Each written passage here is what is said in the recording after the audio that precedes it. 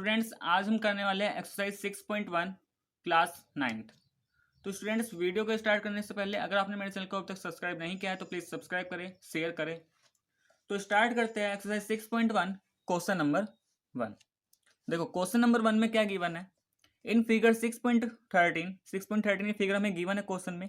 Lines A B and C D intersect at O. यहाँ पे दो लाइंस है A B and C D. तो A B and C D दोनों lines किस पॉइंट पे इंटरसेक्ट कर रही है? पॉइंट ओ पे इंटरसेक्ट कर रही है।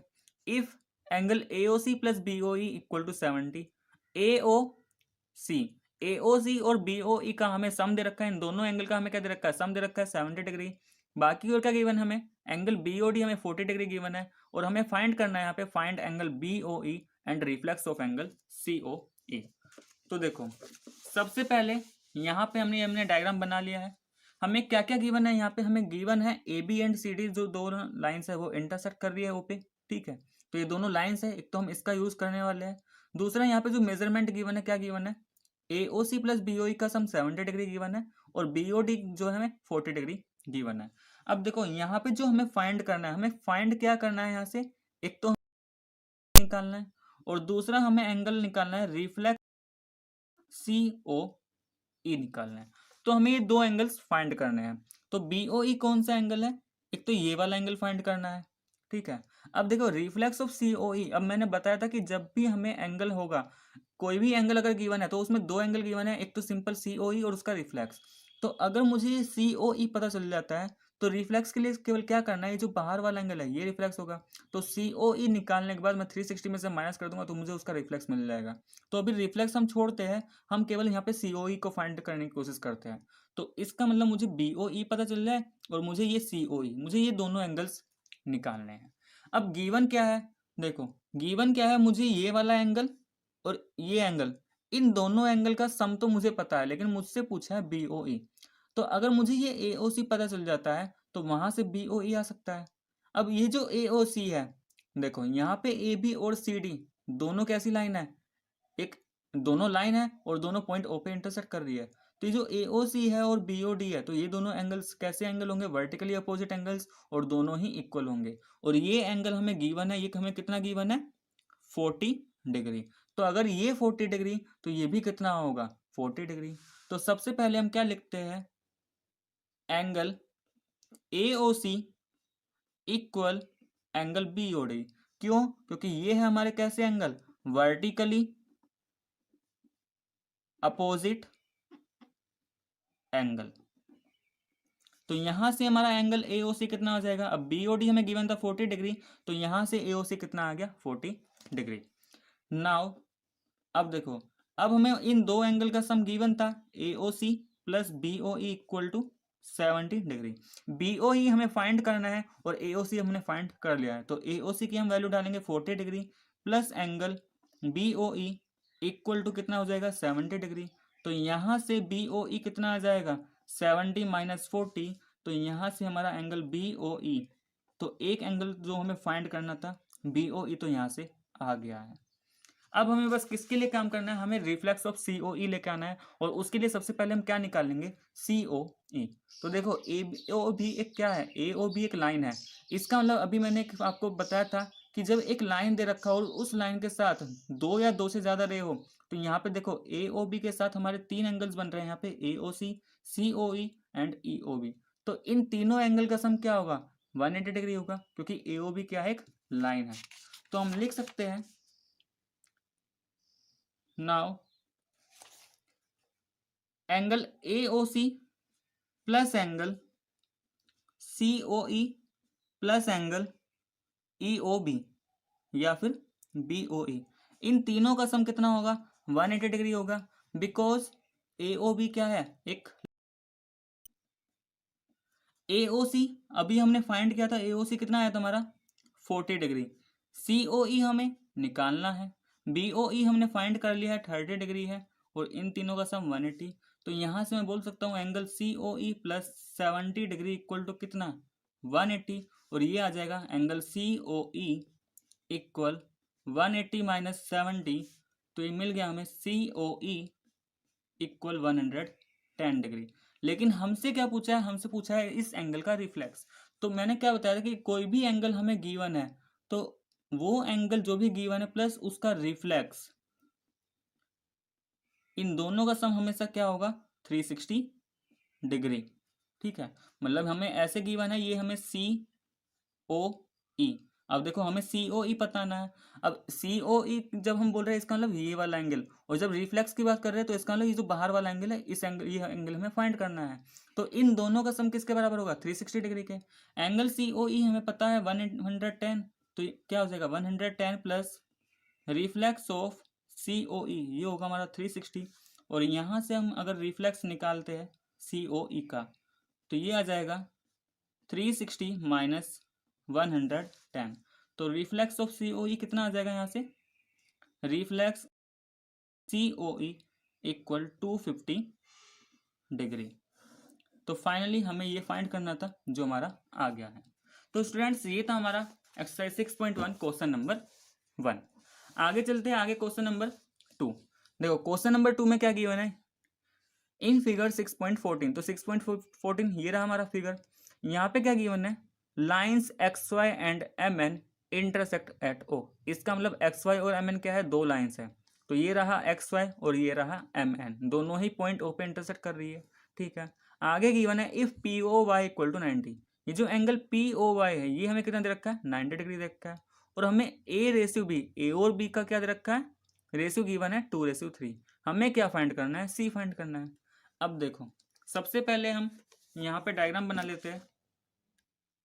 तो देखो ये हमने डायग्राम बना लिया है। अब यहाँ पे हमें क्या क्या गिवन था, हमें गिवन था कि जो एक्स वाई और एम एन है ये दो लाइन गिवन है। ठीक है, एंगल पी ओ वाई ये हमें गिवन था 90 डिग्री गिवन है। और हमें ए और बी का रेशियो गिवन है 2:3। और हमें क्या निकालना है यहाँ से, सी। अब देखो ये जो सी है, अगर मैं सी को निकालना चाहूँ तो अगर ध्यान से देखा जाए तो ये एम एन क्या है, एक लाइन है। अगर एम एन एक लाइन है तो बी और सी का जो सम होगा वो क्या होगा 180 होगा, क्योंकि दोनों ही एंगल क्या बना रहे हैं, लीनियर पेयर। ठीक है, इसका मतलब अगर मुझे बी पता चल जाए तो मेरा सी वहां से आ सकता है। अब बात करते हैं कि ये बी कहाँ से आएगा। यहाँ पे देखो भाई हमें क्या गिवन है, ए और बी का रेशियो गिवन है। तो अगर हमें दो क्वांटिटी दे रखे हैं उनका रेशियो पता है, ठीक है, और अगर मुझे यहाँ से दोनों का सम भी पता चल जाए तो मैं क्या करूंगा, अगर इनका सम पता है तो ए को मान लूंगा 2x, बी को मान लूंगा 3x, सोल्व करके वहां से x आ जाएगा, x की वैल्यू यहाँ पे डालूंगा तो a की वैल्यू आ जाएगी और b की वैल्यू आ जाएगी। और जब b आ जाएगा फिर c तो आ ही जाएगा। तो सबसे पहले बात करना है कि यहाँ पे अगर मुझे a और b का सम पता चल जाए तो मैं ये रेशियो की हेल्प से सोल्व करके a और b की वैल्यू निकाल लूंगा। तो हम क्या करते हैं, सबसे पहले यहाँ पे देखो एक्स वाई क्या है, एक X Y is line, X Y एक लाइन है जिसपे जो ओपी है ये क्या है, रे है। तो अगर एक्स वाई के ऊपर हम एक लाइन ड्रॉ करते हैं तो ये ओपी यहाँ पे दो एंगल बना रही है, X O P and P O Y. तो हम बोल सकते हैं कि then angle X O P plus angle P O Y equal to कितना 180 डिग्री, बिकॉज ये क्या बना रही है, लीनियर पेयर। ठीक है, यहां से एक्स ओ पी हमें फाइंड करना है, पी ओ वाई हमें गिवन है 90 टू कितना 180 डिग्री। तो ये क्या हो जाएगा, angle X O P equal 180 minus 90। तो यहाँ से हमारा एक्स ओ पी कितना आ गया 90 डिग्री आ गया। और ये जो एक्स ओ पी है, अगर हम डायग्राम की हेल्प से देखते हैं, एक्स ओ पी दो एंगल से मिलकर बना है, एक्स ओ एम और पी ओ एम, मतलब कि एंगल ए और बी से। तो एक्स ओ पी को मैं लिख सकता हूँ A plus B equal to 90 degree. Let, अब हमें ए रेशियो बी दे रखा है कितना 2:3। तो यहाँ पे लेट कर लेते हैं, let A equal to 2x and B equal to 3x। तो इसका मतलब देयरफॉर हम बोल सकते हैं 2x plus 3x equal to 90। यहाँ से क्या आ जाएगा 5x इक्वल टू 90 और x कितना आ जाएगा 90/5। तो सोल्व करेंगे कितना आ जाएगा ये 18। तो हमारे पास x आ गया है। अब देखो अगर हमें ये c फाइंड करना है तो इस c को फाइंड करने के सिर्फ हमें b की वैल्यू चाहिए। तो सिर्फ हम यहाँ से क्या निकालेंगे, b इक्वल टू निकाल लेंगे। a की हमें कोई ज़रूरत नहीं, तो इसलिए a हम यहाँ पे फाइंड नहीं कर रहे हैं। तो b हमारा कितना था 3x, तो 3 इंटू 18, तो यहाँ से b कितना आ जाएगा 54 degree.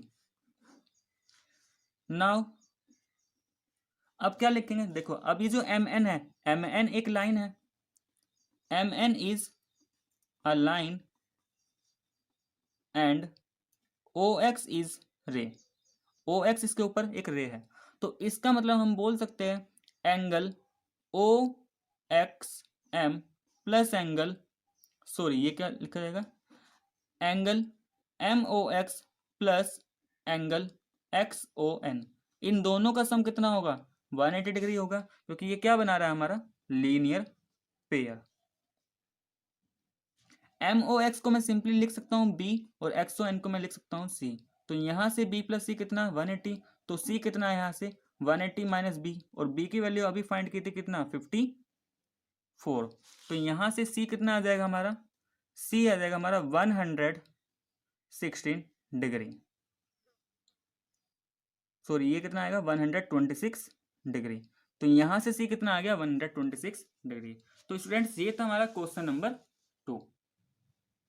Next question number 3, question number 3 में गिवन है in figure 6.15 angle P Q R equal angle P R Q, then prove that angle P Q S equal P R T.